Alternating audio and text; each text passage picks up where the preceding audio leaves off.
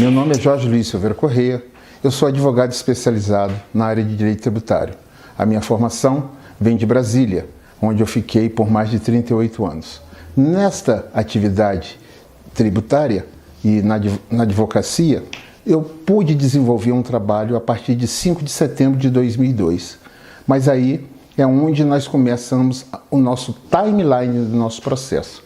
5 de setembro de 2002, quando nós formos transcorrer de 97 para 2002, nós temos 5 anos que de 97 a 2002 transcorreram.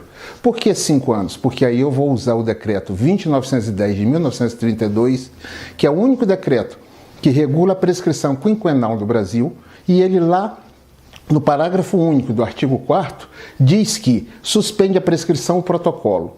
Como o contrato 006 STN COAF de 1 de dezembro de 97, ele prescreveria a sua cobrança em 1 de dezembro de 2002, eu, com o protocolo de 5 de setembro de 2002, 3 meses antes da prescrição, eu suspendi a prescrição da cobrança dos títulos. Esses títulos teriam vencimento no ano de 2013.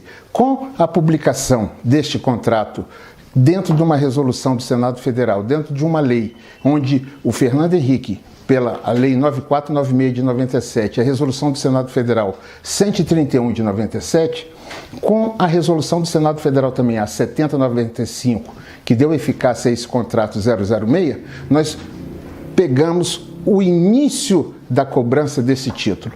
É o título denominado State of Bahia.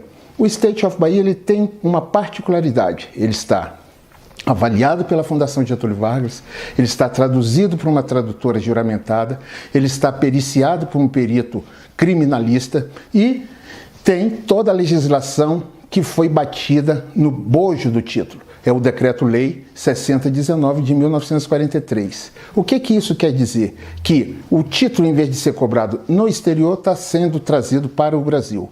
Criado o Plano A e o Plano B, o governo desenvolveu os pagamentos que iriam ser feitos. Mas com o passar do tempo, ele não fez os pagamentos. E não fazendo os pagamentos, agora com a publicação da Lei Complementar 148 de 2014, a mesma Lei 9496 de 97 está nesse bojo.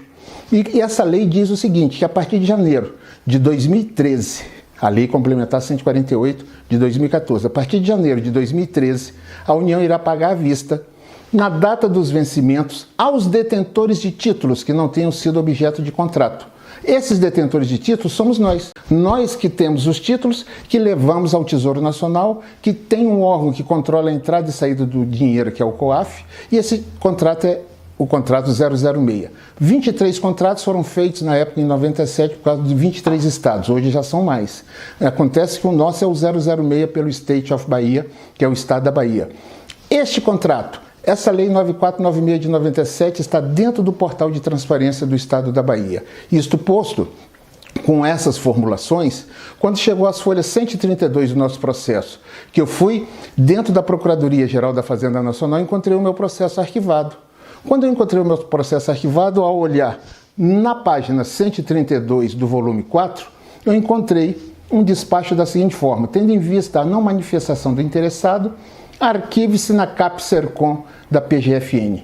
Eu pedi para que desarquivasse os processos e fiz as minhas petições entre resignado e estupefato. Eu citei o regimento interno da douta Procuradoria-Geral da Fazenda Nacional, que tive que estudar o antigo regimento e o novo. Eles não mudaram a competência da própria coordenadoria que indeferiu o meu processo e mandou arquivar. Não indeferiu, ele mandou arquivar sem a minha anuência, sem a anuência do Fernando de Castro Fonseca, que é o proprietário dos títulos. Isto posto, quando eu fiz essa petição, eu citei um dos artigos que instrui um dos institutos mais fortes que não se interrompe, o da decadência. Este está previsto no artigo 54 da Lei 9784 de... É a Lei 9784 de 99, que é a lei que regula o processo administrativo no âmbito da administração pública federal direta e indireta. O artigo 54 diz que decai em 5 anos o direito da administração pública de anular o ato. Como ela não baixou o ato dentro do período de 5 anos, decaiu o direito de anular. Uma outra lei que unificou a Receita Federal com a extinção da Secretaria da Receita Previdenciária, a Lei 11.457 de 2007, no seu artigo 24 dizia que era obrigatório o pagamento, ou era obrigatório os despachos decisórios dentro de processos que estavam pendentes quando da unificação. Não fazendo dentro dos 5 anos mais os 360 dias, passaram 6 anos. E eles só foram despachar o nosso processo com 7 anos em 2009. Porque o nosso pleito é de 2002, em 2009 foram despachados o processo mandando arquivar. Quando eu mandei desarquivar, eu peguei a legislação de 2002, que previa que a Secretaria do Tesouro Nacional, dentro da rede de arrecadação de receitas federais, dentro do sistema de administração financeira, fizesse esses pagamentos. É a resolução 100 da diretoria colegiada do INSS e ela é de 2002, junto com a portaria da Secretaria da Receita Federal também de 2002, no seu artigo 1º, diz que esses títulos serão pagos pela própria Secretaria do Tesouro Nacional, que já tem o Banco do Brasil, já tem a União Federal assumindo esses pagamentos no contrato de assunção, que é o 006, e essa assunção, onde vai haver essa triangulação, nós fomos diretamente dentro da Secretaria do Tesouro Nacional para arguir um dos artigos que mais fundamentam o nosso trabalho. É o artigo 6º